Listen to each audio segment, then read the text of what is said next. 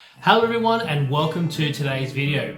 In today's video we're going to be giving you guys a bit of an update on what's been happening with Max and his new TPT feeding tube.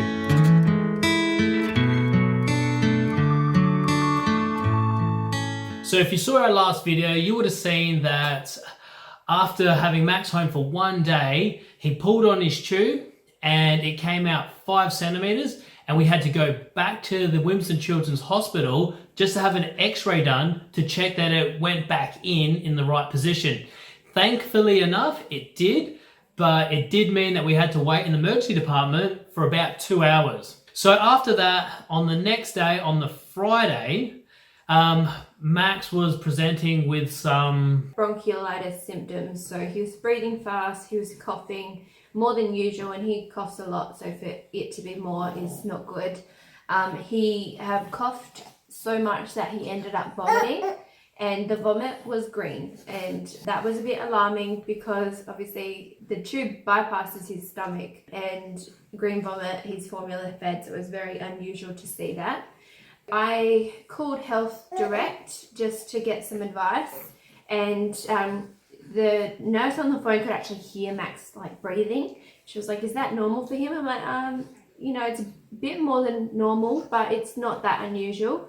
And she was just like, "You need to get him to emergency right now." And I was like, "Oh, okay." But not only that, when you were explaining to the nurse what the TPT tube was, she didn't know what it was. She didn't. And we actually found that was similar with a few other doctors that we've spoken to. When we're talking to our ENT doctor, when we had the appointment with ENT, I was trying to explain what a TPT tube was, and he was like thinking, "You mean a nasogastric?" Mm-hmm. I said, "No, this is different because," and explain the way it's different. And then he had to go out and just talk to his consultant just to sort of see if the procedure they wanted to do was still viable.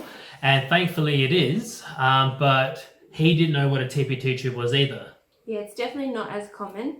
Yeah, she didn't know what that was about, but also Max has quite an extensive history. So just being like, "Oh, yeah, he's coughing a lot, but he has tracheobronchomalacia and things like that." So I didn't rush because I wasn't overly concerned. I had to get the kids ready, and thankfully my mother-in-law offered to look after Leo and Emily, and I took him to emergency, and the triage nurse did not make us wait at all. I checked in and she was like, "Go straight through," and he was seen to and he was fine. And interestingly, actually, they listened to Max's chest and they said, "Yeah, there's a lot of crackling and a lot of sounds and all this sort of thing." And 2 days prior we had seen his respiratory medicine doctor, who said that his chest was clear, was sounding the clearest she'd heard it. His chest is never completely clear, but to not have a crackle or rattle or a wheeze is really good for him. Yeah, saying that, we have a respiratory medicine appointment every 6 to 8 weeks. Yeah.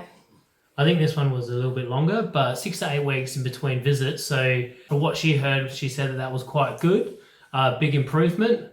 But then within, a couple days, he had bronch symptoms again and vomiting.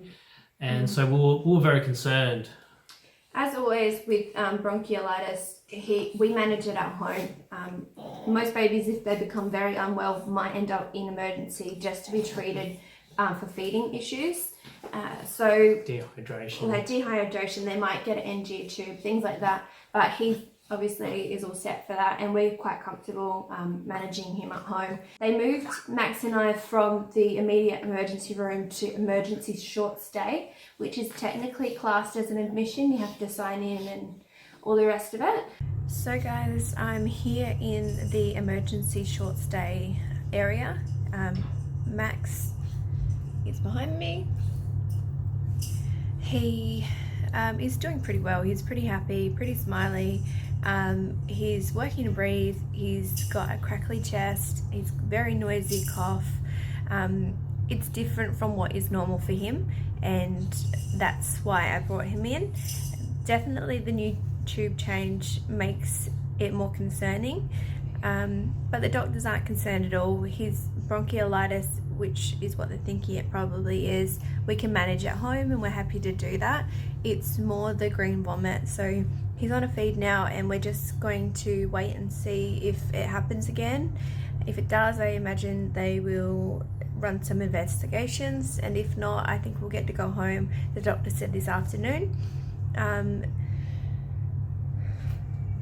I've actually been in this room before, which is crazy, with Emily when she was like 14 months old, and she had a viral infection and wasn't eating, and I sat in here pregnant with the boys, so it's very interesting to be back.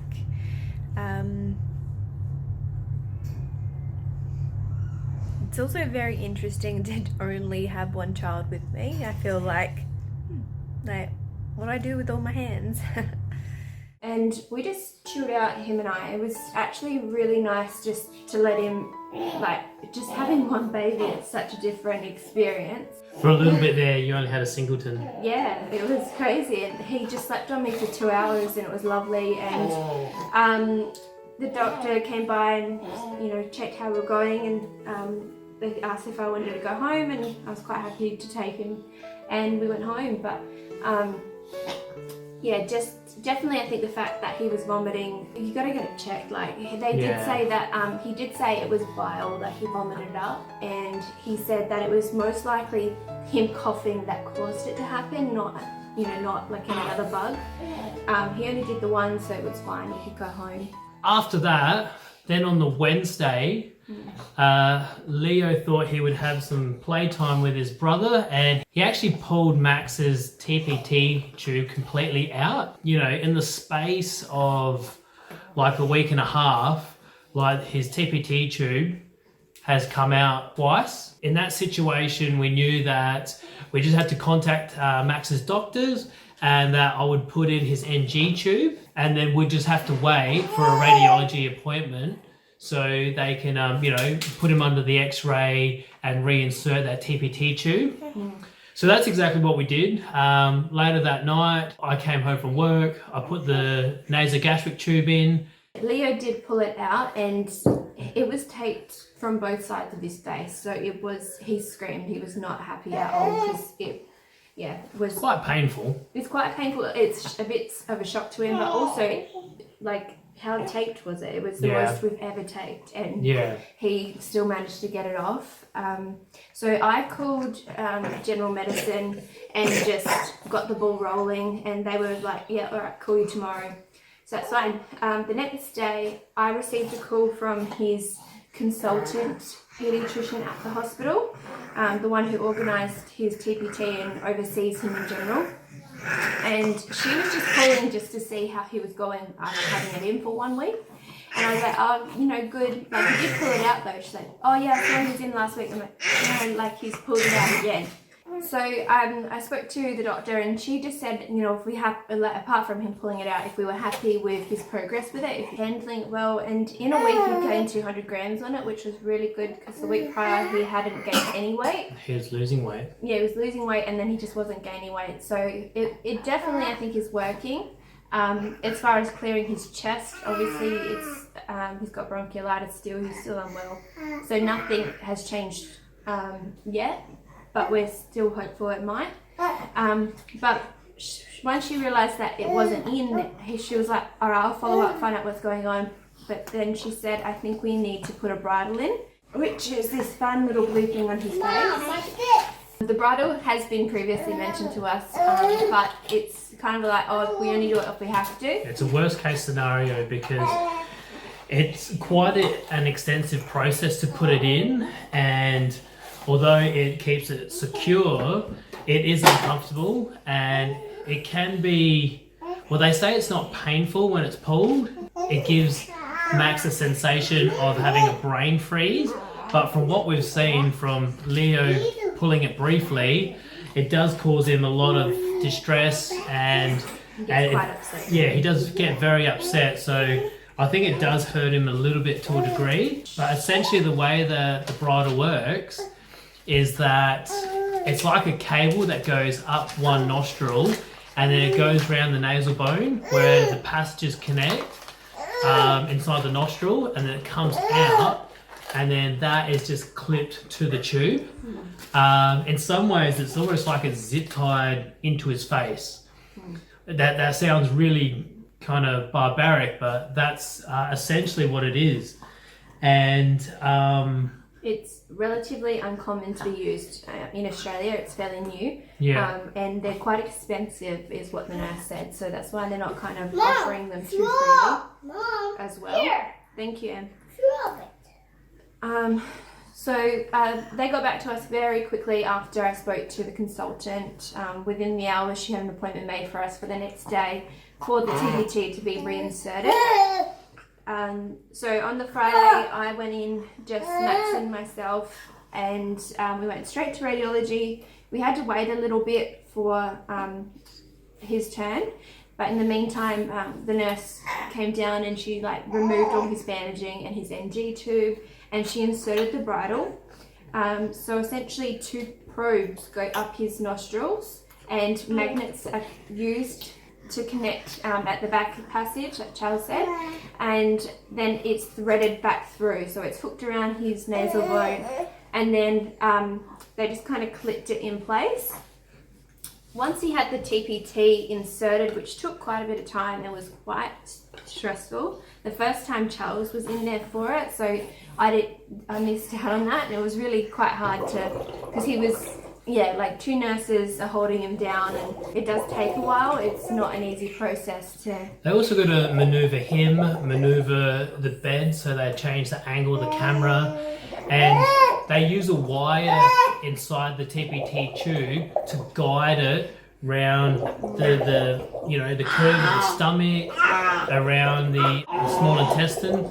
They have to pull it up all the time too. If they get it in, if it starts coiling or it goes the wrong way, they're gonna pull it up and try again. Yeah. So it takes a while. Once that part of it was done, the HENS nurse, she finished off the process of the bridle.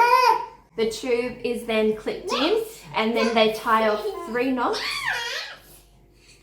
They tie off 3 knots, and that's the end of it.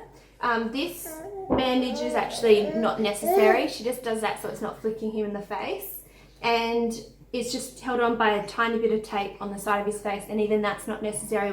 We can just let it hang if we want, but given he's so little and his brother's so busy, we've taped it off to the side to make it less appealing. Just as a precaution. Yeah, he has tugged on it a few times.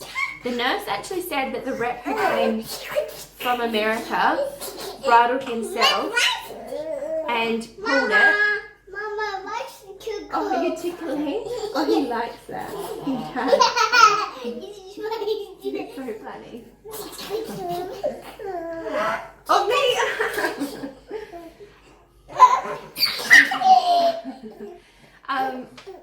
And so he bridled himself, pulled it, and he said that the feeling is like an instant brain freeze. But as soon as you let go of it, the feeling passes. I think though, given he's a baby, it would be a much more intense feeling, I think. And the bridle doesn't need to be changed for about 8 weeks, which is how long we expect the TPT to probably be in place, so that's fine. Okay, good girl. So it was a very busy week of hospital trips. Yeah. I mean, that Wednesday alone, the TPT being inserted. Yeah, the 3 appointments. Mama, look. Yeah. It's a sugar. So we're definitely happy that the next appointment's a couple weeks away. That we know of. Yeah, that's not good. As previously mentioned in a couple of videos ago, after Max was admitted to hospital for 4 nights, we made the decision to pull Max and Leo out of childcare for the month, just to allow Max to get as healthy as possible for his general medicine review. They both went back for 2 weeks. Yeah. But after much consideration, we've decided to pull them out indefinitely. I guess the hope is that they'll go back towards the end of the year. Due to a lot of reasons, obviously Max gets sick quite easily, so does Leo. It's a childcare thing. But Max's medical conditions made him suffer a lot more. It makes it harder for him to get over it, and it makes him have more time in hospital. and we're very concerned about his chronic chest infections leading to permanent lung damage, which is a very real thing in the first 2 years of life. They say that lungs are developing.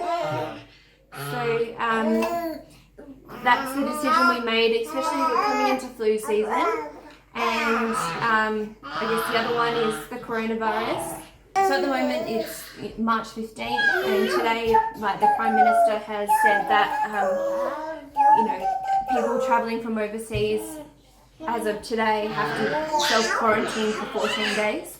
So it's something they're taking very seriously, and fortunately all I'm hearing is that children don't seem to be suffering too badly with the coronavirus, which is really good to hear. But Max, having his pre-existing medical conditions, make him not a usual case. If he gets it, He's going to suffer a lot more.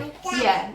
So we have to take the measures to make sure that our kids are kept safe. At the moment we're keeping Emily in because she needs it. She's a busy girl, she needs it. She also doesn't get too sick, so she probably brings a lot home, but she doesn't actually get sick herself. So until things progress, I guess, we'll keep her in. Yeah, we'll just keep an eye on how she's going in childcare, and if we need to make the decision, we will. So guys, that's the end of the update today. So if you're interested to see what we have going on, look out for the upcoming videos. Better yet, subscribe and hit that notification bell. And we'll see you in the next one.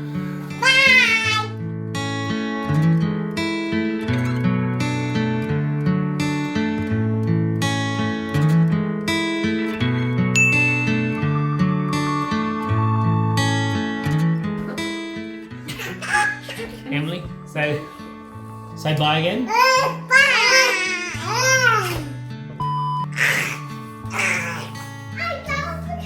You got a cat? Do you want some on this drink? It's a box. There you go, mate. I'm just doing all the talking. I feel like I'm like... See, Mama? It's an owl. Oh, that's so good. Where's your box? Did you drink it?